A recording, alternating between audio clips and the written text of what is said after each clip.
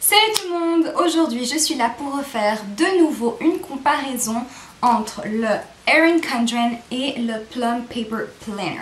La raison de cette vidéo est que ces derniers temps, beaucoup de choses ont changé chez ces deux grandes marques et du coup je trouvais important de faire une vidéo expliquant les derniers changements qui sont apparus pour ces deux grandes marques. Donc si vous êtes intéressé sur un Erin Condren ou un Plum Paper Planner, peut-être que cette vidéo vous intéressera car je vais vous donner les gros changements qui ont été faits ces derniers temps sur ces deux grandes marques. Alors je vais commencer avec le Plum Paper Planner. Alors comme vous le savez, le Plum Paper Planner avait une couverture double avec le plastique et ensuite la couverture qu'on a choisi avec notre prénom, etc. Et ils ont changé ça. Tout comme Erin Condren, maintenant le Plum Paper Planner vient avec une couverture interchangeable, tout comme les Erin Condren depuis l'année passée. Donc ça veut dire que l'on peut avoir une couverture, l'enlever, la changer et du coup on peut avoir plus de... je sais pas, plus de fun avec ces couvertures. On peut avoir plusieurs couvertures selon nos humeurs ou nos envies, etc. Donc je trouve que c'est vraiment une chose très bien qu'ils ont fait. C'est néanmoins le seul changement qu'ils ont fait cette année. L'intérieur, comme vous le savez, était déjà beaucoup plus personnalisable que le Erin Condren, c'est-à-dire que ils avaient qu'est-ce que je suis en train de dire? Ils avaient plusieurs planeurs disponibles dans leur site, comme par exemple des planeurs pour mariage, pour grossesse, pour le sport. Ils avaient aussi l'étudiant, qui est celui-ci que j'ai moi, que j'utilisais l'année passée, mais ils avaient aussi des planeurs réguliers ou des planeurs pour famille, etc. La grosse différence avec Erin Condren, c'est que le planeur normal avait 4 choix pour son intérieur. Ils sont toujours présents d'ailleurs, hein, ces choix, les 4 choix sont toujours là. Donc quand vous achetez un planeur, il peut être normal, c'est-à-dire comme celui du Erin Condren avec les 3 sections, donc pour le matin, l'après-midi et le soir, mais il peut être aussi simplement par colonne ou par heure, et ils ont aussi le choix du vertical avec une page de notes. Donc celui-là n'existe pas chez Erin Condren. Donc le Plum Paper Planner, le gros changement c'est vraiment la couverture interchangeable qui est à mon avis beaucoup mieux que celle-ci, parce que j'étais pas une fan des deux couvertures, surtout celle-là en plastique. J'aurais préféré vraiment seulement une couverture, même si elle n'était pas interchangeable, mais de meilleure qualité. Donc le fait que la couverture soit maintenant beaucoup plus rigide et interchangeable, c'est quelque chose qui me plaît énormément. Surtout, comme je vous l'avais dit dans une ancienne vidéo, je préfère, mais vraiment, le type de page, de feuilles, pardon, utilisé chez Plum Paper Planner. J'adore écrire sur leurs feuilles. La qualité des feuilles est vraiment géniale. Pour écrire au toucher, c'est vraiment tout doux, donc j'aime beaucoup la qualité de Plum Paper Planner. Maintenant, chez Erin Condren, tada, il y a aussi énormément de changements. Alors, en juillet, ils avaient lancé leur agenda avec non seulement le planeur régulier avec une vue verticale, mais ils avaient lancé également leur nouveau avec une vue horizontale. Donc ça, c'était nouveau en juillet.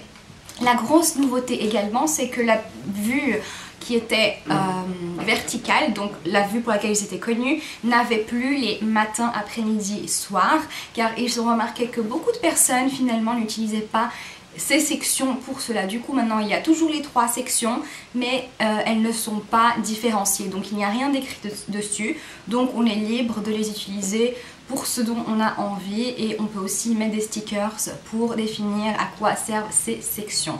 Dans leur planeur horizontal, on a donc les jours comme finalement un planeur comme Filofax ou Kikki.K qui sont définis 3 ou 4 par page et une place pour les notes. Donc au final c'était pas mal non plus. La grosse nouveauté, c'est que depuis dès janvier, oula aujourd'hui, dès janvier, ils vont également lancer le planeur vertical avec des heures. Donc tout comme chez Plum Paper Planner, ce qui est quelque chose qui m'intéresse énormément car je trouve que pour m'organiser avec les heures c'est beaucoup plus facile. La seule chose que je ne suis pas vraiment fan, c'est que le planeur va seulement jusqu'à 7 h du soir, donc 19 h.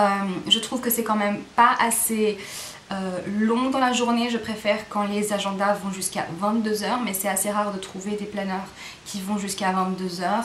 Donc celui-ci commence à 6 h du matin jusqu'à 19 h.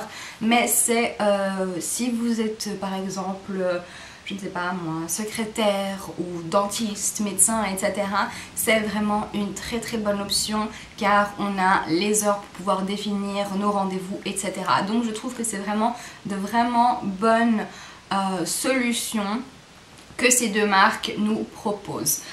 Maintenant, la grande différence entre ces deux marques, et je vous le dis, hein, à l'intérieur, la qualité, les pages, je préfère vraiment Plum Paper Planner, mais les deux planeurs sont de très bonne qualité. Le petit, comme il l'appelle, coil de chez Erin Condren est beaucoup plus dur que celui de chez Plum Paper Planner. Mais celui-là est très résistant aussi. Oh, une autre nouveauté est que maintenant chez Erin Condren, c'est beaucoup plus grand.